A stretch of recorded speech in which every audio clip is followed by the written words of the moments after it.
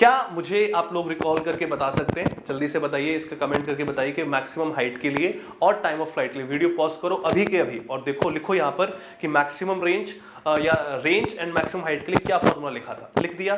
चलो, अगर याद नहीं है तो मैं यहाँ बता देता हूँ।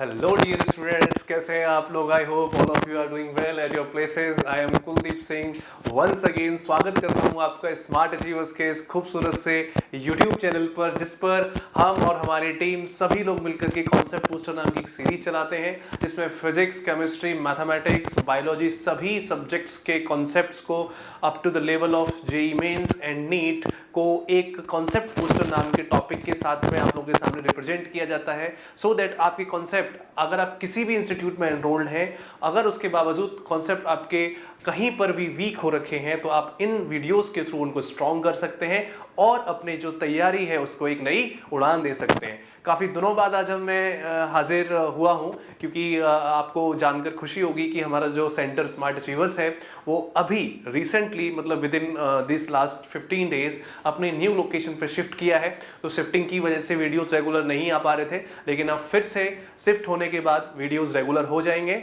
तो आप लोग जो है फिर से इसके साथ इस चैनल के थ्रू जुड़ जाइए। आप सभी सब्जेक्ट के यहाँ पर वीडियोस अवेलेबल हो रहे हैं, धीरे धीरे टॉपिक के साथ आपको मिलते हैं, ठीक है। तो बिना किसी देरी के मैं सीधा आपको टॉपिक और मुद्दे के ऊपर लेकर के आता हूँ कि आज हम बेसिकली क्या डिस्कस करने वाले हैं। तो आपको याद होगा, आपने लास्ट लेक्चर देखा है, तो लास्ट लेक्चर में हम लोगों ने motion in a plane start कर दिया था। मोशन इन अ प्लेन का लेक्चर 1, जिसके अंदर मैंने बहुत ही शानदार तरीके से आपको प्रोजेक्टाइल मोशन डिस्कस किया कि what is the projectile motion. Projectile motion का पार्ट 1 आप कह सकते हो कि कवर हो चुका था। आज हम मोशन इन अ प्लेन के अंदर ही प्रोजेक्टाइल मोशन को डिस्कस करेंगे, लेकिन that will be the part 2 कि कौन सा प्रोजेक्टाइल अभी हमारा बाकी रह गया है। वो जो rest of the projectile motion है उसको हम इस वीडियो के थ्रू समझेंगे। तो जैसा कि आप लोगों को पता है कि हम लोगों का क्या एक थीम रहता है कि एक लेक्चर में जाने से पहले हम देखते हैं कि सर हम सीखने क्या वाले हैं। तो आज के लिए देखते हैं that what we are going to learn in today's lecture. Okay fine.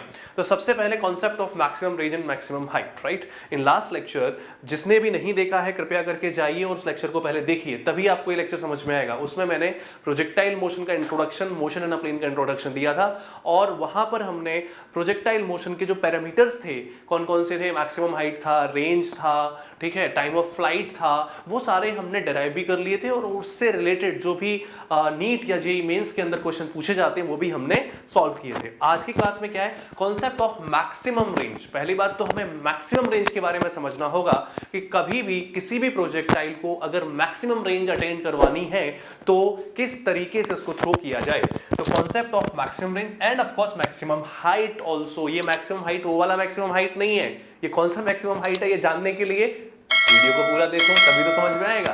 Alright, सो दूसरी बात हमें देखनी है कौन सी, horizontal projectile from some height. Yes, this is the another form of projectile motion. Projectile motion दो टाइप का बताया था कि एक तो होता है ग्राउंड टू ग्राउंड, जब हम ग्राउंड से ऑब्जेक्ट को थ्रो करेंगे और ग्राउंड पर ही वापस आ जाएगा। उसके बाद दूसरा प्रोजेक्टाइल है जिसमें कि हम प्रोजेक्टाइल को किसी हाइट, किसी पर जाकर के, ऊंचाई पर जाकर के वहां से कोई उसको वेलोसिटी देंगे और फिर वो जो है ग्राउंड पर जाकर के गिरेगा, उसे बोलेंगे हम projectile thrown from certain height. तो वो भी हमें देखना है।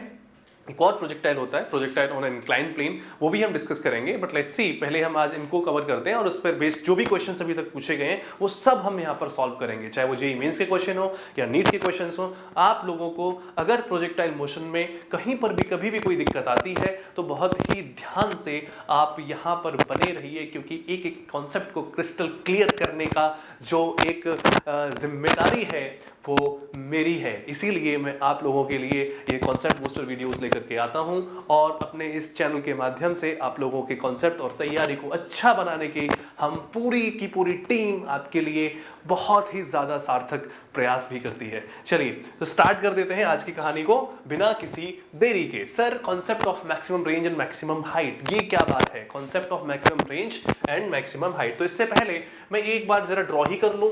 क्या ड्रॉ कर लेंगे कि सर जो भी हम स्टडी कर रहे हैं एक बार उसके लिए थोड़ा सा बात समझ लें कि एक प्रोजेक्टाइल मोशन की बात हो रही थी, और प्रोजेक्टाइल मोशन में हमने किसी भी ऑब्जेक्ट को हॉरिजॉन्टल के साथ थीटा एंगल बनाते हुए एक यू वेलोसिटी देकर के ड्रॉप किया था, और वो जो है दूसरी तरफ जाकर के गिर गया था। यस और नो? इसमें 3 बातें हमको पता थी। कौन कौन सी? एक तो थी कि ये वर्टिकल डायरेक्शन में इसका मैक्सिमम डिस्प्लेसमेंट कितना है, जिसे मैंने hmax कहा था, और इसके बाद हॉरिजॉन्टल डायरेक्शन में जो इसका डिस्प्लेसमेंट था उसको रेंज कहा था, और इसको पूरे को यहां से लेके यहां तक जाने में कितने टाइम ये हवा में रहा उसको मैंने टाइम ऑफ फ्लाइट कहा था। और तीनों के लिए हमने डेरिवेशंस कर लिए थे कि किस तरीके से हम यहां तक पहुंचते हैं। अब हमें क्या करना है? अब हमको 2 बातों पर फोकस करना है, एक तो मैक्सिमम रेंज और दूसरा मैक्सिमम हाइट पर। ओके, क्या मुझे आप लोग रिकॉल करके बता सकते हैं? जल्दी से बताइए, इसका कमेंट करके बताइए कि मैक्सिमम हाइट के लिए और टाइम ऑफ फ्लाइट के लिए। वीडियो पॉज करो अभी के अभी और देखो, लिखो यहां पर कि मैक्सिमम रेंज या रेंज एंड मैक्सिमम हाइट के लिए क्या फॉर्मूला लिखा था। लिख दिया? चलो, अगर याद नहीं है तो मैं यहां बता देता हूं। मैं आपको बताता हूं, रेंज के लिए फॉर्मूला आपको बताया गया था। रेंज जो था आर, ये बेसिकली क्या था? This was the displacement in the horizontal direction. और हॉरिजॉन्टल डायरेक्शन में एक बार फिर से याद दिला दूं, यहां पर कोई भी एक्सेलरेशन नहीं था, एक्सेलरेशन 0 था। इनिशियल वेलोसिटी ऑफ कोर्स इसके पास में थी, यहां पर भी इनिशियल वेलोसिटी वाई डायरेक्शन में थी, और वाई डायरेक्शन में एक्सेलरेशन ऑफ कोर्स था जो कि -g था। ये हमारी वाई डायरेक्शन होती है, ये हमारी एक्स डायरेक्शन होती है। ये सारा डिस्कशन हम कर चुके हैं, राइट? जाकर के आप लोग प्रीवियस वीडियो चेक भी कर सकते हो। तो रेंज के लिए जो फॉर्मूला आया था हमारे पास वो आ रहा था, sir, it was u square sine 2 theta upon g। Yes और no? This was the formula for the range. Okay sir, अब मुझे एक बात बताइए कि अगर मुझे इसको अब मैक्सिमम करना है, रेंज को मैक्सिमम करना है, यानी कि मेरे पास एक वेलोसिटी है u, मेरे पास में थीटा है, मेरे पास, देखो, मैं अगर किसी भी चीज को दूरी तक फेंकना चाहता हूं, मतलब यहां से लेकर किसी मैक्सिमम रेंज तक फेंकना चाहता हूं, तो what do I have? I have in my hand is the initial velocity and the choice of angle, and the choice of angle, मैं choice angle को कितना चूज करूं, ये 2 मेरे चीज में है। तो क्या कोई ऐसा रास्ता है कि मैं इस तरीके से इस इनिशियल वेलोसिटी और एंगल को चूज करूं, मतलब उसका जो एंगल है उसे ऐसा चूज करो जिससे कि जो प्रोजेक्टाइल है वो मैक्सिमम रेंज तक जाए। एक बात बताऊं क्या आप लोगों को, देखिए, जितने भी लोग ओलंपिक्स में भी मेडल लेकर के आए हैं, किस किस चीज में, जो कि हमारे, मैं ओवरऑल बात कर रहा हूँ, I am talking about the entire world, ठीक है? तो जो भी लोग जैसे जेवलिन थ्रो होता है या जो गोला फेंका जाता है, वहां पर फिजिक्स का यूज किया जाता है, क्योंकि अगर उनको मैक्सिमम रेंज अटेन करनी है तो कहीं ना कहीं उनके बैक ऑफ द माइंड वो फिजिक्स यूज करते हैं कि दूरी से ज्यादा दूरी तक कैसे हमारा थ्रो जाए, उसके लिए क्या एंगल चूज करना है, ये बात उनको पता होती है। तो आपको तो पता होनी ही चाहिए, क्यों नहीं होनी चाहिए? तो देखिए, फॉर आर मैक्स की अगर मैं बात करूंगा तो क्या ये वाला चीज को मैक्सिमम करना चाहिए? बिल्कुल करना चाहिए। इसका मतलब साइन 2 थीटा जो है उसकी वैल्यू 1 हो जानी चाहिए। यस और नो? साइन 2 थीटा की मैक्सिमम वैल्यू क्या हो जाएगी? 1। तो साइन 2 थीटा अगर 1 है तो क्या मैं कह सकता हूं that 2 theta is 90 degree? Yes और नो? तो यहां से क्या थीटा की वैल्यू 90/2, यानी कि theta has to be 45 degree. Okay, मेरा जो 5 है ये थोड़ा सा आप लोगों को कंफ्यूज कर सकता है। Let me right it again, that 45 degree इस थीटा पर अगर मैं इनिशियल वेलोसिटी जो भी मैंने चूज करी है, जो भी मैं फेंक सकता हूं, इनिशियल वेलोसिटी ऑफ कोर्स मेरे हाथ में है कि मैं कितना तक फेंक सकता हूं, लेकिन थीटा को मैंने डिसाइड कर लूं, initial velocity is my capacity, तो मैं जो भी प्रोजेक्टाइल को थ्रो करना है, जिस भी ऑब्जेक्ट को थ्रो करना चाहता हूं, उसको मैक्सिमम रेंज तक पहुंचा सकता हूं with the concept of theta. Theta is 45 degree. तो एक बात आप याद रखेंगे कि अगर थीटा 45 डिग्री लिया गया तो रेंज जो है वो मैक्सिमम हो जाएगी। ओके, अब इस थीटा पर जो मैक्सिमम रेंज है उसकी वैल्यू कितनी आने वाली है, जरा ये भी तो पता लगे।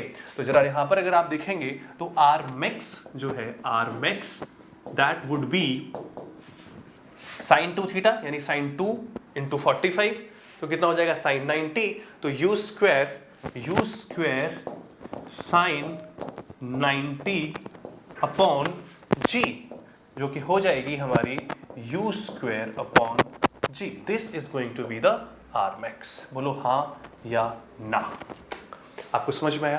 दैट आर मैक्स जो है मैक्सिमम रेंज वो कितनी होती है? u स्क्वायर अपॉन जी होती है। किस एंगल पर आती है सर? 45 डिग्री के एंगल पर। जब हॉरिजॉन्टल से 45 डिग्री का एंगल चूज करे एथलीट और अपने जो ऑब्जेक्ट है जो उसे थ्रो करना है उस पर वो थ्रो करे, तो वो मैक्सिमम डिस्टेंस तक उसे फेंकेगा। यस और नो, क्या ये बात सभी को क्लियर है, हाँ या ना? पक्की बात है। चलिए, अगर क्लियर हो गई है तो नेक्स्ट बात है हमारा मैक्सिमम हाइट के लिए। मैक्सिमम हाइट कि अगर आपको किसी भी ऑब्जेक्ट को मैक्सिमम हाइट तक थ्रो करना है, यानी मैक्सिमम हाइट का मतलब वर्टिकल डायरेक्शन में, तो आपको याद है एच मैक्स के लिए, एच मैक्स के लिए हमारे पास में जो फॉर्मूला ड्राइव करके आया था that was h max equals to you square sine square theta upon 2g। Yes और नो? यही तो था ना एच मैक्स के लिए फॉर्मूला। अब मुझे इसको मैक्सिमम करना है कि मैं चाहता हूं कि अब मेरे को वर्टिकल डायरेक्शन में मैक्सिमम हाइट तक उसको थ्रो करूं, ठीक है? ये प्रोजेक्टाइल मोशन का मैक्सिमम हाइट नहीं है, मतलब of course this is the formula for the maximum height attained by a projectile, लेकिन I want to throw the object to a maximum height in vertical direction. उसके लिए मुझे क्या करना चाहिए? यहां पर भी साइन आ रहा है, तो क्या आपको लगता है कि इसकी वैल्यू अगर मैं 1 कर दूं, देखो जितने भी साइन को साइन, जो साइन के फंक्शन है उनकी मैक्सिमम वैल्यू और मिनिमम वैल्यू हमको पता होती है कि कितनी हो सकती है, तो हम वही जो है उसमें डालते हैं और फाइंड आउट करते हैं कि थीटा क्या होना चाहिए। एक बार लेट्स से कि आपको एच मैक्स करना है, तो what should be the sine square theta's value? Sir sign square theta की वैल्यू अगर 1 हो जाए तो मैक्सिमम हाइट मिलेगी हमें। अभी देखते हैं कि थीटा क्या आने वाला, बहुत ही इंटरेस्टिंग है, समझिएगा कि कितना थीटा की वैल्यू क्या होगी जिसकी वजह से हाइट मैक्सिमम हो जाएगी। ओके, तो यहां से मैं देखूं तो क्या साइन थीटा की वैल्यू प्लस माइनस 1 हो जाएगी? यस और नो? अब साइन थीटा की वैल्यू प्लस और माइनस 1 किस पे होती है? थीटा की वैल्यू 1 होती है एक तो 90 डिग्री पर, और माइनस 1 होती है थीटा की वैल्यू जब होती है 270 डिग्री। यस और नो?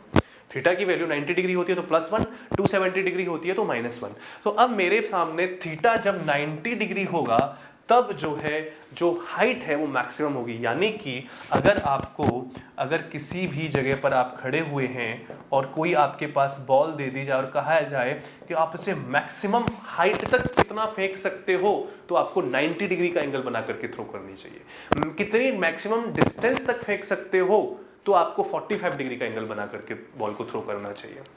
इस बात को जरा क्लियरली समझिए, मैक्सिमम डिस्टेंस का मतलब 45 डिग्री एंगल और मैक्सिमम हाइट का मतलब 90 डिग्री का एंगल। ठीक है, जब आपने देखा होगा ना कि कभी कोई आपसे पूछेगा अच्छा ठीक है, आपने बॉल को जब हम खेलते हैं आपस में बॉल को लेकर के, तो कहते हैं ना कि भाई बताओ इसको तुम कितना ऊंची तक फेंक सकते हो, तो आपने देखो कोच ज़्यादा से ज़्यादा बॉल को ऐसे पकड़ा, कोशिश करते हैं हम ऐसे लेके ऐसे फेंकने की कोशिश करते हैं ना। क्यों? क्योंकि हम कोशिश कर रहे हैं कि हमारा एंगल 90 डिग्री हो जिससे कि मैक्सिमम हाइट अटेन हो जाए। आ रही बात समझ में? तो यहाँ से हमने देखा अच्छा कि थीटा जो है वो 90, अब 270 तो हो नहीं सकता। अब जमीन में 270 का मतलब क्या, जमीन में थोड़ा ना फेंक के मारोगे, तो दे वाला थीटा हम नहीं लेंगे, थीटा की वैल्यू नहीं लेंगे, इस थीटा को उठाएंगे और ये थीटा कितना हो जाएगा 90 डिग्री हो जाएगा। और 90 डिग्री पर हमारा जो h है that would be maximum, as simple as that. क्या ये बात आप लोग फॉलो कर पा रहे हो? अरे भाई साहब समझ में आ रही है बातें आप लोगों को? आप ही के लिए ये चीजें आपके साथ डिस्कस की जा रही हैं। अच्छा, तो क्या एच मैक्स की वैल्यू कितनी हो जाएगी? एच मैक्स एट 90 डिग्री, तो एच मैक्स जो कितना हो जाएगा U square and sign square theta की वैल्यू तो 1 ही ली है 2g। अब इसको मैं एच मैक्स की जगह मैं कह सकता हूं क्या कि ये हमने 90 डिग्री वाला एच मैक्स है। देखिए प्रोजेक्टाइल मोशन में जब किसी प्रोजेक्टाइल को थ्रो किया जाता है तो जो वर्टिकल डायरेक्शन में मैक्सिमम डिस्प्लेसमेंट अटेन करता है उसे भी एच मैक्स बोलते हैं। लेकिन यहाँ उस एच मैक्स की बात नहीं हो रही, यहाँ कौन से एच मैक्स की बात हो रही है कि अगर कोई आपको चैलेंज कर दे, let's forget about the projectile motion, कोई चैलेंज कर दे कि भाई साहब आपके पास एक बॉल है और आप उसको मैक्सिमम कितनी हाइट तक ऊपर फेंक सकते हो, तो आप जो है उसे ऐसे नहीं फेंकोगे, आप उसको ऐसे भी नहीं फेंकोगे, आप उसको ऐसे ले जा करके ऐसे फेंकोगे। क्यों? क्योंकि यही वो आपका हाइट है, ये वो एंगल है एक्चुअली जिस पर ये बॉल मैक्सिमम हाइट तक जाएगी। ये बात आपको पता है, यस और नो? तो ये है। अच्छा, और एच जो हमारी रेंज है, मतलब जो हमने रेंज की बात करी थी, जो रेंज थी, रेंज मैक्सिमम कब आती है?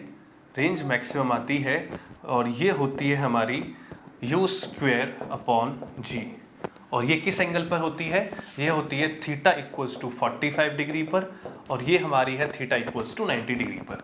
ये बातें मैंने आप लोगों को इस प्रोजेक्टाइल के थ्रू समझाने की कोशिश करिए कि हम किस एंगल पर अपनी रेंज को मैक्सिमम कर सकते हैं, क्योंकि आपसे हमेशा देखो फिजिक्स क्या है, इट इज समथिंग, इसमें हम प्रॉब्लम्स को समझने की कोशिश कर रहे हैं, अपने आसपास की रियल लाइफ की जो प्रॉब्लम्स है, फिजिकल वर्ल्ड से रिलेटेड जो प्रॉब्लम्स हैं उनको समझने की कोशिश करते हैं, उनका सॉल्यूशन ढूंढते हैं। तो हमने बहुत बार देखा है कोई भी चीज़ को थ्रो करना हमारे लिए बहुत ही ज़्यादा काम में आता है। तो कब हम किसी को मैक्सिमम डिस्टेंस तक थ्रो कर पाएँ, कब हम मैक्सिमम हाइट तक थ्रो कर पाएँ, इस बात का आइडिया होना बहुत ज़रूरी है। और इसी के लिए हमने ये चीज़ आपके सामने प्रूफ करी है या फिर आपके सामने आपको बताई है। अब ये बात इतनी ज़रूरी हो गई, इतनी ज़्यादा ज़रूरी हो गई कि नीट और जेई वाले इसके ऊपर भर भर के क्वेश्चन पूछें।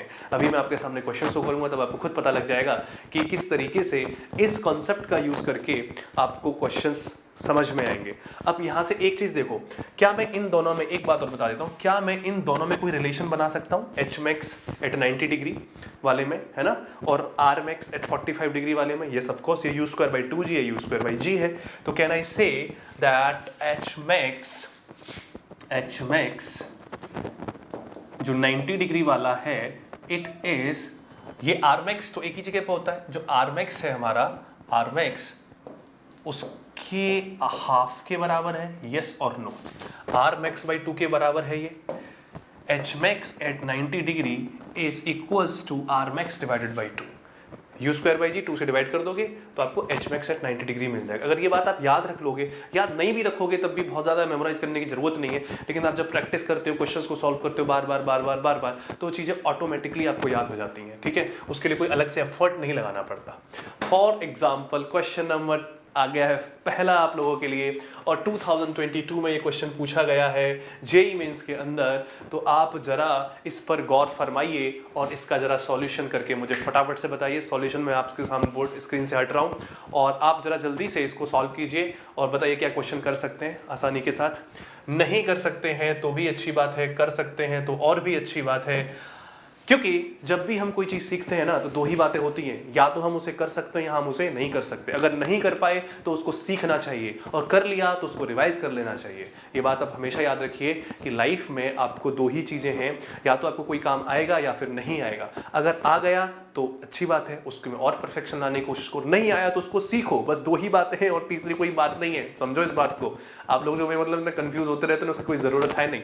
Anyway, let's come back to the point और हम देखते हैं क्या बोला गया। A person can throw a ball up to a maximum range of 100 metre. साफ साफ सुनेगा, मैक्सिमम रेंज। क्वेश्चन आपके सामने लैंग्वेज अपने आप में कंप्लीट कर देता है अगर आपने क्वेश्चन को ठीक से पढ़ लिया। Person can throw a ball up to a maximum range of 100 metre. तो क्या ये मैक्सिमम रेंज सर 45 डिग्री पर ली गई होगी? सर मैक्सिमम रेंज तो 45 डिग्री पर ही आती है, जो कि है 100 मीटर। क्या होते हैं मैक्सिमम रेंज की वैल्यू? आप लोग क्या बता सकते हो? सर ये होती है u square divided by g, yes और नो? यही होती है ना मैक्सिमम रेंज की value. Fine, okay. How high above the ground he can throw? How high above the ground he can throw? Can throw, देखो कैन का मतलब होता है चैलेंज। आपको कोई चैलेंज कर दे, अगर कोई कहे कि अच्छा तुम अर्थ पर, मतलब जो रेंज है, रेंज तो 100 मीटर तक थ्रो कर सकते हो, लेकिन अबव द अर्थ कितना थ्रो कर सकते हो? कैन, चैलेंज लगा दिया। तो क्या करेगा वो उसके लिए? वो अपनी पूरी ताकत लगाएगा। पूरी ताकत यानी कि अच्छा दिखाता हूं मैं तेरे को किस तरीके से वो ऊपर, तो 90 डिग्री का एंगल थ्रो रखते हुए उसको फेंकना चाहिए, तभी तो मैक्सिमम रेंज हाइट तक वो थ्रो कर पाएगा। फाइन, तो मैक्सिमम हाइट तक उसको थ्रो करना है। तो अभी अभी हमने देखा है, चाहो तो आप इसमें सारी चीज़ें उस हिसाब से कर लो कि ठीक है, are max is given to you square by G. अब इसको थ्रो करना है बॉल को, यहाँ पर ये है, और इसकी ये अपना थ्रो करना है इस तरफ, तो यू इस तरफ रखेगा, एंगल हॉरिजॉन्टल के साथ 90 डिग्री हो जाएगा। तो अब ऊपर की तरफ जाएगा तो इसकी जो है कितनी मैक्सिमम हाइट होगी? तो हमें पता है एच मैक्स तभी इसको मिलेगा जब एंगल हो 90 डिग्री, और वो होता है यू स्क्वायर अपॉन 2g। अब यू स्क्वायर अपॉन जी की वैल्यू आपको गिवन है विच इज 100। तो यहाँ से मैं 100 बाई 2 यानी कि 50 metre is the right answer. B is the right answer for this question. तो समझा कितना सिंपल सी बात थी कि अगर आपको ये बात पता है that what is the relationship between maximum range and the maximum height, then आप इस क्वेश्चन को चुटकी में सॉल्व कर सकते थे। यस और नो? चलिए अगले क्वेश्चन को देखते हैं। An object is projected in the air with initial velocity u at an angle theta. Question को पढ़िए ध्यान से, बड़ा लंबा सा क्वेश्चन लिख दिया है। The projectile motion is such that the horizontal range R is maximum, यानी कि बता दिया उसने कि ये जो आर है वो मैक्सिमम है। आर मैक्सिमम का मतलब है कि जो हमारा थीटा है आर मैक्स है, आर मैक्स है, यानी कि ये हमारी कितनी होगी इसकी value sir U square by G पता है हमें, और थीटा कितना होगा 45 डिग्री। देखो मेरा एक तरीका है हमेशा फिजिक्स के क्वेश्चन को सॉल्व करने के लिए, क्या कि आप क्वेश्चन को लाइन बाय लाइन पढ़ो और जो जो इन्फॉर्मेशन उसको दे रखी है ना उसको एक बार लिखते चले जाओ, ठीक है। इसे कहते हैं क्वेश्चन को ब्रेक कर लेना। अब क्वेश्चन को ब्रेक करने के बाद क्या करते हैं वो भी मैं आपको धीरे धीरे बताऊंगा, बट फिलहाल तो जो जो इन्फॉर्मेशन दे रही है उसे लिखो, ठीक है। ऑटोमेटिकली आपसे क्वेश्चन सॉल्व होंगे, क्योंकि जब हम क्लास में पढ़ा रहा होता हूँ बहुत सारे स्टूडेंट्स पूछते हैं कि सर फिजिक्स में कॉन्सेप्ट तो समझ में आ जाता है, डेरिवेशन भी समझ में आ जाता है, लेकिन क्वेश्चन समझ में नहीं आता, क्वेश्चन कैसे करें। अरे भैया क्वेश्चन इसलिए समझ में नहीं आता क्योंकि आपने जो कॉन्सेप्ट और जो डेरिवेशन को समझा है उसके बाद उस क्वेश्चन को आपने ब्रेक नहीं किया। इन दो चीजें होती हैं क्वेश्चन के अंदर, एक तो इन्फॉर्मेशन जो दे रखी है, दूसरा वो पूछना क्या चाह रहा है, और तीसरा वहां तक पहुंचने के लिए आपको कौन सा रास्ता लेना है, ठीक है। थोड़ा सा प्रैक्टिस भी लगती है इसके लिए, और बाकी तो आपको इसके लिए सबसे ज्यादा जो है वो लगता है कि आप ज्यादा से ज्यादा कॉन्सेप्ट के टच में रहे हो, है ना। देखिए फाइन, नेक्स्ट है कि another object is projected in air with the horizontal range half of the range of the first object। Okay कि अगर मैं इसका डायग्राम बनाने की कोशिश करूं थोड़ा सा, तो ये कह रहा है कि सर हमने एक ऑब्जेक्ट को थ्रो किया और वो जो है ऐसे गया, ओके। दूसरे ऑब्जेक्ट को थ्रो किया, वो जो है हाफ ऑफ द रेंज में गया, यानी कि ऐसे ऐसे ऐसे ऐसे गया, ठीक है। हमें हाइट के बारे में कुछ कहा नहीं है, ठीक है, तो मैं हाइट पर कोई वो भी नहीं दे रहा हूँ। लेट्स से ये इसने जो है यहाँ पर I am drawing it that ये यहाँ पर जाके गिरा, ऐसे इसने ऐसे गया है, ये इसकी रेंज लेट्स से r/2 होगा, और जो हमने एक और थ्रो किया था ऑब्जेक्ट ये रेंज है r, ओके। तो पूछा है the value of the angle of projection at which the second object is projected। Second object की जो एंगल ऑफ प्रोजेक्शन है इसकी वैल्यू निकालनी है, यानी ये थीटा, ये वाला तो हमें पता है ना, ये कितना है बताइए, ये होगा सर 45 डिग्री, क्योंकि उसने खुद ही कहा है दैट आर इज मैक्सिमम। ये 45 डिग्री पर फेंका गया ऊपर वाला, तो जो रेड कलर वाला है उसके लिए क्या एंगल होगा ये बताना है। तो बहुत से जो मतलब इंट्यूटिव लोग होते हैं ना, जो इंटेलिजेंट लोग होते हैं, कुछ क्लास में होते हैं ना स्टूडेंट्स इंटेलिजेंट टाइप के, बहुत ही ज़्यादा इंटेलिजेंट, वो क्या कहेंगे, अच्छा सर इसको जो मतलब 45 डिग्री पर थ्रो किया गया, ठीक है, अब रेंज इसका आधा है ना, तो एंगल भी आधा कर दो, एंगल को भी आधा कर दो 22.5, राइट। लेकिन ऐसे नहीं करना होता है, मैथमेटिक्स के साथ कभी भी मजाक नहीं करते, और मैथमेटिक्स के साथ कभी भी अंदाजे भी नहीं लगाते, क्योंकि maths is a pure calculation thing, ठीक है। तो आप जो है इसमें फॉर्मूले के अकॉर्डिंग चलिए, ठीक है, ओके। चलिए देखिए, हमने पता है ग्रीन वाले के लिए जो हमारा आर मैक्स है that is u square upon g, fine. और यहाँ पर हमें पता है कि ये जो है वो 45 डिग्री के लिए आता है, वो हमने लिख ही लिया है, चलिए कोई बात नहीं, दोबारा लिख लेते हैं 45 डिग्री, ओके। अब दूसरा जो है उसके लिए जो आर है वो मैक्सिमम नहीं है, बस उसका जो रेंज है वो इसका हाफ है, वो जो है आर मैक्स मतलब जो है उसका हाफ है, यानी कि यू स्क्वायर अपॉन 2g है, यस। अब एंगल मुझे निकालना है, तो इसके लिए तो एक थीटा कोई ना कोई उसने लिया ही होगा। Just write the expression of R in terms of u and theta. तो यू एन थीटा के टर्म्स में एक्सप्रेशन क्या है सर, ये होता है हमारा u square sine 2 theta upon g equals to you square upon 2g, यही होता है। अब यू स्क्वायर बाई जी से u square by g cancel हो जाएगा। तो क्या यहाँ से आप ध्यान से देखिए, साइन 2 थीटा की वैल्यू आपको 1/2 मिल रही, तो इसका मतलब 2 थीटा इज साइन में 1/2 किसकी वैल्यू होती है, किसकी वैल्यू होती है बताओ, 30 डिग्री, यस और नो। भाई साइन 2 थीटा इज हाफ, तो मतलब किसकी वैल्यू होती है हाफ, 30 डिग्री की। तो यहाँ से हो जाएगा 30 डिग्री, तो थीटा की वैल्यू कितनी हो जाएगी 30 डिवाइडेड बाई 2, यानी कि it would be 15 degree. 15 degree पर आपको थ्रो करना पड़ेगा, आधी बात समझ में।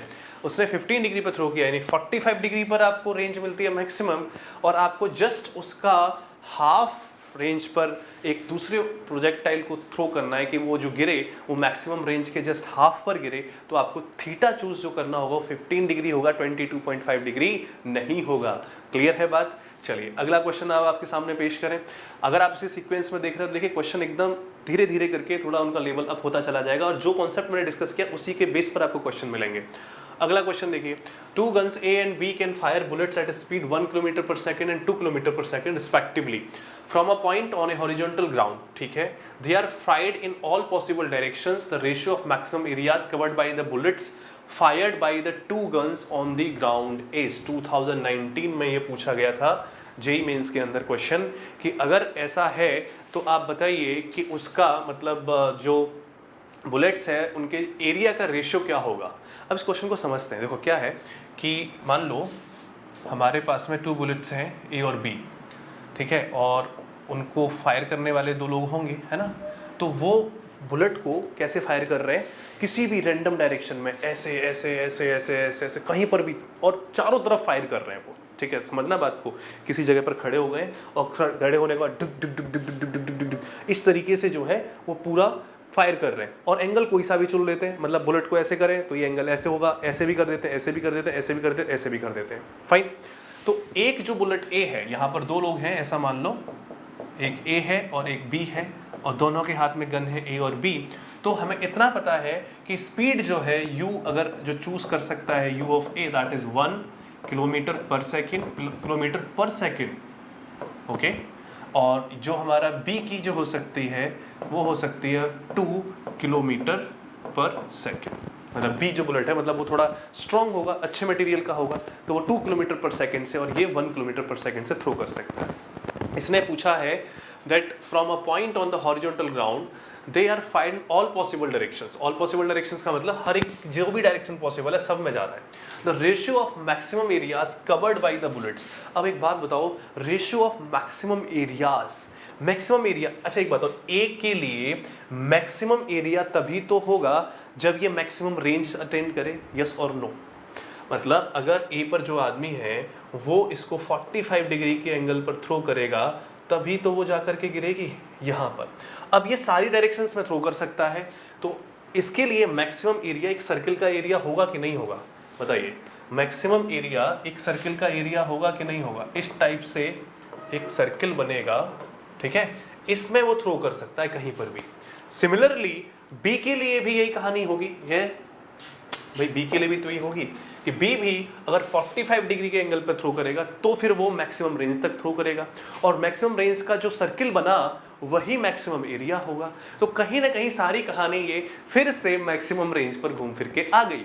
जो कहानी कहाँ से चल रही थी, मैक्सिमम रेंज की, और वहीं पर वापस आ गई है। तो देखिए एरिया, अगर मैं ए की बात करूं, एरिया ऑफ ए, ठीक है, क्या होगा, पाई और आर ए का स्क्वायर, और आर ए कौन सा है, रेडियस, ये बीच में खड़े हुए ना, तो मैक्सिमम रेंज है ए के लिए, ओके।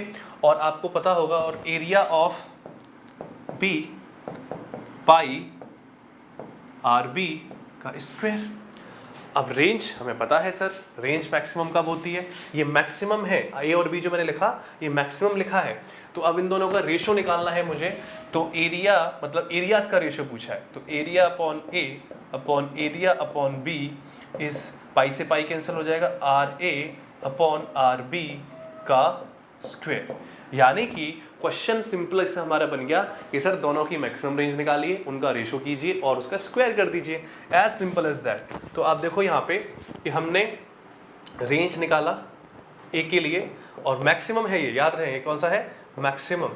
तो क्या हो जाएगा, U square divided by how much, it is G, U square by G.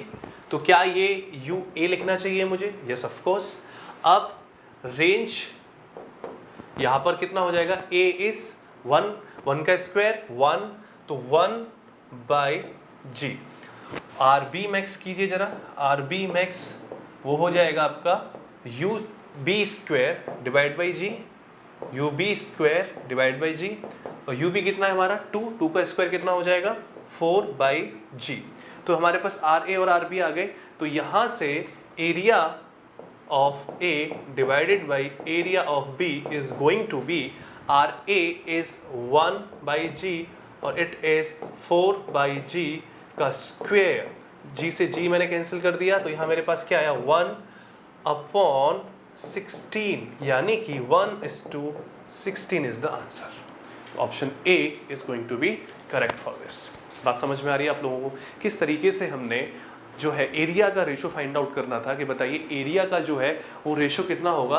तो उसको सिंपली हमने देखा कि अगर हम ऐसा कर दें कि जो है मैक्सिमम रेंज निकाल दें और मैक्सिमम रेंज के स्क्वायर कर दें, वही होगा एरिया का स्क्वायर या एरिया का रेशो।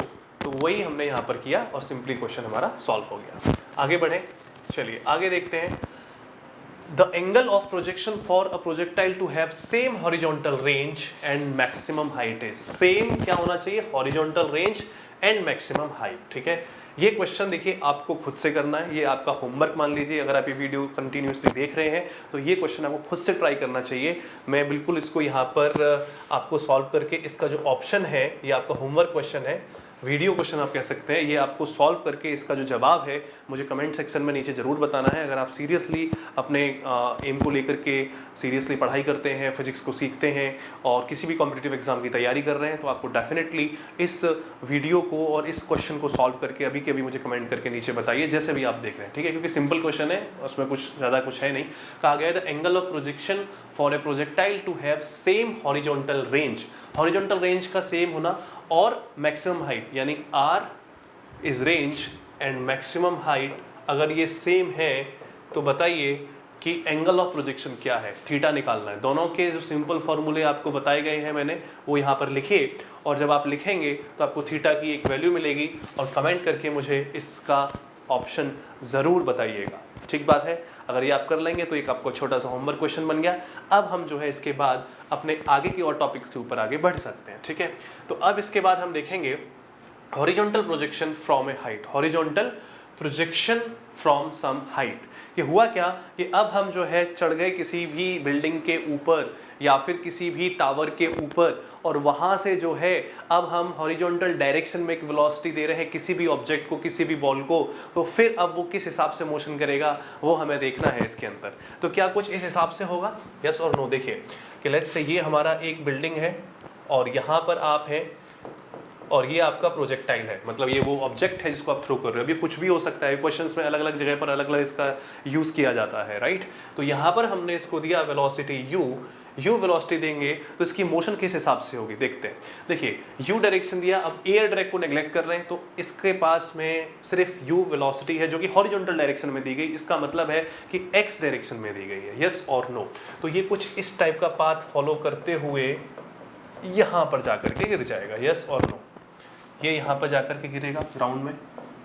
अब इसमें हमारा इंटरेस्ट किन किन बातों में है, अगर इस टाइप का है तो इसमें इंटरेस्ट किस किस बात में हमारा, वो हमें देखना है। ठीक है, वो देखने के लिए चलिए डायग्राम को मैं थोड़ा सा और इस तरफ बनाता हूँ सो दैट आपको क्लियरली विजिबल हो।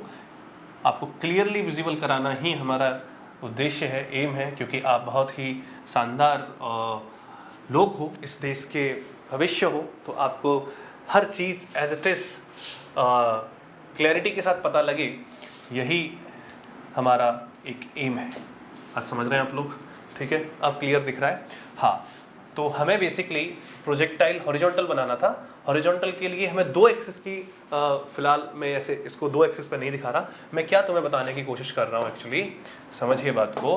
बात ये है कि आपको जो प्रोजेक्टाइल है उसको लेकर के आप चले गए हैं किसी टावर पे, ये टावर है, ओके, और यहाँ से आपने उसको दी u वेलोसिटी और उसके बाद वो जो है जाकर के गिरता है यहाँ पर। I think now you can clearly see this, yes और नो। ठीक है, अब वो जब जाके गिरा तो आपका इंटरेस्ट है ये बात जानने में, एक कि ये कितनी दूर जाकर के गिरा, what is the horizontal distance, again it's a matter of range, yes और नो, कि ये कितनी दूर जाकर के गिरा। एक तो ये बात आप जानना चाहते हो, इसे रेंज कह सकते हैं।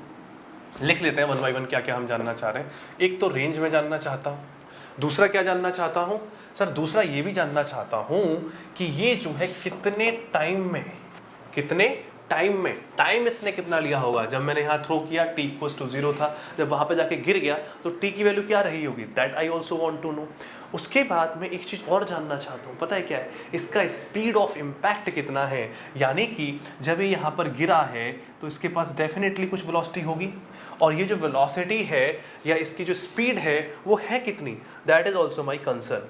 ठीक है, तो यहाँ पर एक बात तो क्लियर है, जैसा कि हमें मोशन इन अ प्लेन की कहानी से पता है कि जिस डायरेक्शन में एक्सेलरेशन 0 होता है उस डायरेक्शन में पार्टिकल का ना ही जो वेलोसिटी है ना ही उसका मैग्नीट्यूड चेंज होता और ना ही उसकी डायरेक्शन चेंज होती है। तो आप देख रहे हो कि एक्स डायरेक्शन में कोई एक्सेलरेशन ना होने की वजह से यू तो एज इट इज आ रहा है। Fine, okay.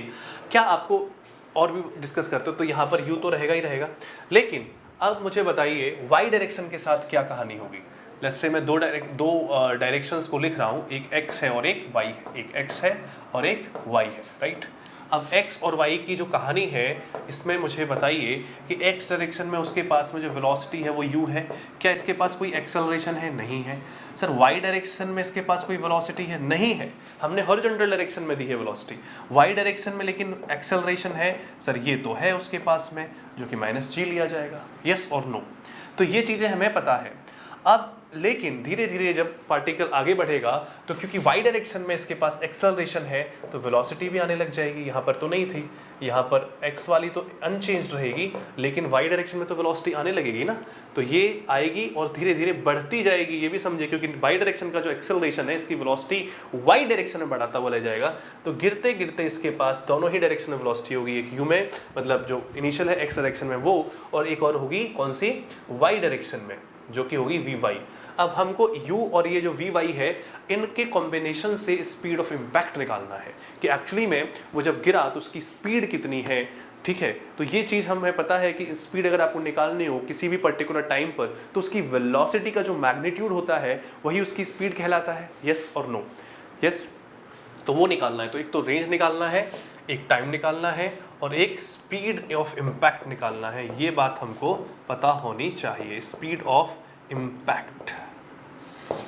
ठीक बात है, ये तीन चीजें हमें फाइंड आउट करनी है। यही है horizontal projectile from a height, कैसे थ्रो किया, गिरा, गिरने का टाइम कितना है, गिरते टाइम स्पीड कितनी है और इसने कितना डिस्टेंस ट्रेवल किया, ये हमें पता होना चाहिए। ठीक है, तो स्टार्ट करते हैं किससे। सबसे पहले हम, जैसे हमने ग्राउंड टू ग्राउंड प्रोजेक्टाइल में देखा था, यहाँ पर भी हम टाइम से स्टार्ट करते हैं। किससे स्टार्ट करेंगे? टाइम से। कौन सा? जो गिरने में टाइम लगा। एक बार डायग्राम हम फिर से आपके लिए बना देते हैं कि ये मान लीजिए, छोटा डायग्राम बनाऊंगा इस बार में। ये हमारा प्रोजेक्टाइल है और ये गिरा है यहाँ जा करके, ये कहानी हमारी हो रही है। ओके, और इसको दी गई u स्पीड और ऑफ कोर्स हमको height of the tower given है, पता है हाइट कितनी हाइट का टावर है और u स्पीड दी गई है। तो अब सबसे पहले टाइम की बात करते हैं। Let's talk about the time first. तो टाइम के लिए ये बताइए कि मेरे को क्या क्या चीज़ें पता है, मैं कौन सी मोशन पर फोकस करूं। मैं वर्टिकल डायरेक्शन वाली मोशन पर फोकस करूं तो आई थिंक मेरा टाइम मुझे आसानी से पता लग जाएगा, क्योंकि इधर भी दो डायरेक्शन है ना, हॉरिजॉन्टल एक वर्टिकल। वर्टिकल डायरेक्शन में आप देखोगे तो डिस्प्लेसमेंट मुझे पता है, तो डिस्प्लेसमेंट है वो कितना है, नेगेटिव ऑफ एच। अब आपको ये कंफ्यूजन होगा नेगेटिव एच क्यों है, तो आज आप जाकर के स्टार्टिंग के वीडियो देखो जहाँ पर साइन कन्वेंशन पढ़ाया गया है। मैंने बताया कि जो भी वेक्टर क्वांटिटीज ऊपर से नीचे की डायरेक्शन की तरफ पॉइंट आउट करेंगी उनको हम नेगेटिव के साथ लेंगे, और जो भी वेक्टर क्वांटिटीज कौन कौन सी हैं, वेलोसिटी, डिस्प्लेसमेंट, एक्सेलरेशन, नीचे से ऊपर की तरफ पॉइंट आउट करेंगे उन्हें हम पॉजिटिव साइन के साथ मिलेंगे। ठीक है, तो ये एच है नीचे की तरफ। ओके, उसके बाद में देखिए कि हमको और क्या पता है। हमें सर वाई डायरेक्शन की इनिशियल वेलोसिटी पता है जो कि 0 है, फाइन। और क्या पता है सर, हमको वाई डायरेक्शन का एक्सेलरेशन पता है जो कि नेगेटिव ऑफ जी है। तो डिस्प्लेसमेंट पता है, इनिशियल वेलोसिटी पता है, एक्सेलरेशन पता है, तो क्या यहाँ से टाइम का नहीं निकाला जा सकता? निकाला जा सकता है। लगा दीजिए फिर एकदम ज़बरदस्त फॉर्मूला। कौन सा वाला sir? S Y equals to U Y T plus half of A Y T का square. S Y is minus H, U Y 0t हो जाएगा, minus half of A Y is G and T square, right. H से H cancel हो जाएगा, 2h upon जी का under the root कर देंगे हम तो हमारे पास t आ जाएगा। टी देख रहे हैं आप, क्या आ गया, under the root 2h upon G. कुछ याद आ रहा है क्या? सेम एक्सप्रेशन तब आया था जब मैं मोशन अंडर ग्रेविटी पढ़ा रहा था और उसमें बोला था कि एक ऑब्जेक्ट को जब किसी हाइट से ड्रॉप करते हो h हाइट से तो टाइम यही लगता है। तो आप देख रहे हो कि ये दो मोशन है, जैसे बताया था इंट्रोडक्शन में ही कि ये जो मोशन है प्रोजेक्टाइल मोशन या कह लो मोशन इन अ प्लेन, ये टू इंडिपेंडेंट डायरेक्शंस की इंडिपेंडेंट मोशन है। ठीक है, एक्स डायरेक्शन में अपना चलता रहता है, वाई डायरेक्शन में अपने पैरामीटर्स के अकॉर्डिंग चलता रहता है। ठीक है, तो यहाँ पर वही तो हुआ, वाई डायरेक्शन के डिस्प्लेसमेंट को इस मोशन से कोई फर्क नहीं, टाइम उतना ही लगा। तो अगर आपको लगता है कि किसी ऑब्जेक्ट को हमने ऐसे थ्रो किया और एक को यहाँ से थ्रो किया, दोनों सेम ही टाइम पर पहुंचेंगे, दोनों जो है सेम ही टाइम पर गिरेंगे, अगर हमने उनको जो है वर्टिकल डायरेक्शन में कोई वेलोसिटी नहीं दी है तो। ठीक है, हमने वर्टिकल डायरेक्शन में तो इनिशियल वेलोसिटी जीरो ही रखी ना, ये जो u दिया गया है हॉरिजॉन्टल डायरेक्शन में दिया गया है, और हमने देखा कौन सा कि जो नीचे गिरने का टाइम है वो सेम ही है। इसका मतलब है कि अगर एक को तो मैंने u वेलोसिटी से ऐसे थ्रो किया और एक को ड्रॉप किया तो ये दोनों ही ऑब्जेक्ट जो है सेम टाइम में नीचे पहुंचेंगे, इस बात को आप समझिए। ठीक है, मैथमेटिक्स इस बात को कह रहा है, क्यों? क्योंकि वर्टिकल डायरेक्शन में तो दोनों के लिए सेम ही है, दोनों ऑब्जेक्ट के लिए। आ रही है बात समझ में? तो ये t की वैल्यू तो ये आ गई। ओके, सेकंड चीज हमें इसमें पता करनी थी, क्या हमें पता करना था? रेंज। तो रेंज के लिए कोई दिक्कत वाली बात नहीं है भाई, यहाँ से यहाँ तक का आपको डिस्टेंस ही तो चाहिए और इस डायरेक्शन की आपको वेलोसिटी पता है। तो रेंज के लिए तो simply I can say range H, range क्या हो जाएगा? रेंज हो जाएगा r equals to initial direction का velocity multiplied by the time. तो x डायरेक्शन का वेलोसिटी कितना है हमारे पास में? u दिया है और time is under the root 2h upon g। तो ये हमारा सिंपली रेंज के लिए फॉर्मूला आ जाएगा, कोई दिक्कत वाली बात है नहीं इसमें भी। ठीक है, उसके बाद में हमको तीसरी बात जो पता करनी थी, स्पीड ऑफ इम्पैक्ट। क्या पता करना था? What is the speed of impact. अब स्पीड के लिए जरा आप लोग दो वेलोसिटीज पर गौर कीजिए, एक x डायरेक्शन वाला और एक y डायरेक्शन वाला। ये आई होप ये आप लोगों को दिखाई दे रहा होगा। u तो यहाँ तक u ही रहा, कोई दिक्कत नहीं आई, लेकिन ये जो है vy कुछ हुआ क्योंकि uy जीरो था। ओके, तो vy आप फाइंड आउट कर लो तो आप जो है आसानी से स्पीड फाइंड आउट कर सकते हो। थर्ड बात बता रहा हूँ मैं आपको, ध्यान से देखते रहिए चीज़ों को, एक एक अलग अलग करके भी मेंशन किया जा रहा है कि हमारा vy क्या है, मतलब मुझे वेलोसिटी इन y डायरेक्शन पूछना है, पहुँचना है, वहाँ तक पहुँचना है, मतलब निकालना है। तो बताइए क्या क्या गिवन है इसके लिए? सर मेरे को uy पता है, मेरे को ay पता है, मेरे को डिस्प्लेसमेंट पता है, मेरे को vy निकालना है। ठीक है, इसका मतलब मेरे को थर्ड इक्वेशन ऑफ मोशन लगा देनी चाहिए भाई, तभी तो बात बनेगी। कौन सी? जो कहती है v square equals to u square plus 2as, लेकिन मुझे लगाना है y डायरेक्शन में, तो vy uy 2ay और sy। समझ में आया? समझ में आया कि नहीं आया? और साफ करके लिख दें? चलिए साफ करके लिख देते हैं और ज़्यादा। तो मेरे को लिखना चाहिए s, मेरे को क्या लिखना चाहिए? मेरे को लिखना चाहिए vy square equals to uy square plus 2ay/sy। सारे की सारी इक्वेशंस को y डायरेक्शन, मतलब सारे के जो पैरामीटर्स हैं उनको y डायरेक्शन में लगाया। तो vy निकालना है ऑफ कोर्स, तो vy स्क्वायर, uy तो जीरो हो जाएगा भाई, uy तो जीरो हो जाएगा। ठीक है, अंडर दी ये तो जीरो है, तो ये क्या हो जाएगा? अब यहाँ पर a भी नेगेटिव और डिस्प्लेसमेंट भी नेगेटिव, तो vy स्क्वायर इज, क्या मैं डायरेक्टली लिख दूँ 2g and h, यस और नो। तो ये वेलोसिटी इन y डायरेक्शन वही आ रहा है। इससे भी आपको याद आ रहा हो कि जब हम ड्रॉप कर रहे थे ना, तो स्पीड ऑफ इम्पैक्ट नीचे गिरने पर जो आती थी वो भी 2gh ही आती थी। h हाइट से अगर किसी ऑब्जेक्ट को ड्रॉप किया जाता था तो नीचे जब वो गिरता था उसकी स्पीड ऑफ इम्पैक्ट यही आ रही थी। याद है आप लोगों को? बिल्कुल। तो हाँ, वही है, यहाँ पर भी कुछ नहीं हो रहा क्योंकि वर्टिकल डायरेक्शन में कोई इनिशियल वेलोसिटी है ही नहीं। तो ये vy स्क्वायर, ये एक्चुअली vy स्क्वायर vy है डायरेक्टली, यहाँ पर ये मुझे स्क्वायर हटाना चाहिए। ठीक है, ये यहाँ पर स्क्वायर नहीं रहेगा, डायरेक्टली 2gh है ये। ठीक है, vy क्योंकि डायरेक्टली मैंने यहाँ पे वो कर दिया ना, अंडर रूट लगा दिया तो वो रहेगा। फाइन। अब लेकिन मुझे स्पीड चाहिए, स्पीड का मतलब तो vy और u इन दोनों का मुझे रिजल्टेंट निकालना पड़ेगा। For speed what I need to do, मुझे स्पीड के लिए क्या करना चाहिए भाई? स्पीड के लिए तो मुझे दोनों का रिजल्टेंट चाहिए ना, दोनों का रिजल्टेंट निकालना चाहिए। तो दोनों का रिजल्टेंट कब मिलेगा मेरे को? When would I get the resultant of these two? तो ये मेरा आ गया है under the root 2GH, 2GH ये मेरा आ चुका है। अगर ये मेरा आ गया है तो यहाँ पर मुझे ये मेरा Vy आ गया है, this is Vy। Now speed of impact, speed of impact जो आ रही है that is under the root u square plus Vy square, u square plus Vy square. तो यहाँ से क्या ये आ जाएगी u स्क्वायर प्लस 2GH, ये तुम्हारी स्पीड ऑफ इम्पैक्ट आ जाएगी। इस बात को आप नोट कर लें, ठीक है। ये तीन बातें आप लोग जो है याद रखेंगे हमेशा कि कौन कौन सी चीज़ें आपसे पूछी जाती हैं, और ये तीन चीज़ों के साथ ही आप जो प्रोजेक्टाइल है जो कि हमने किसी टावर से थ्रो किया है उसके सारे क्वेश्चंस जो है आप इससे सॉल्व कर सकते हो। और इससे हमें ये भी पता लग रहा है कि कोई भी जो ऑब्जेक्ट है उसको आप हॉरिजॉन्टल डायरेक्शन में थ्रो करो किसी हाइट से या फिर वहाँ से ड्रॉप करो, उसके नीचे गिरने का टाइम सेम होगा, इज़न्ट इट। और उसके बाद में उसकी जो वर्टिकल डायरेक्शन में जो वेलोसिटी है वो भी सेम होगी, दैट इज ऑल्सो सेम, ठीक है। और उसके बाद में जो स्पीड है वो अलग हो जाएगी, अगर आपने उसको u से थ्रो किया है तो स्पीड ऑफ इम्पैक्ट अलग होगी। ये हमने देखा इस expression which would be u square plus under the root 2GH। Clear है बात?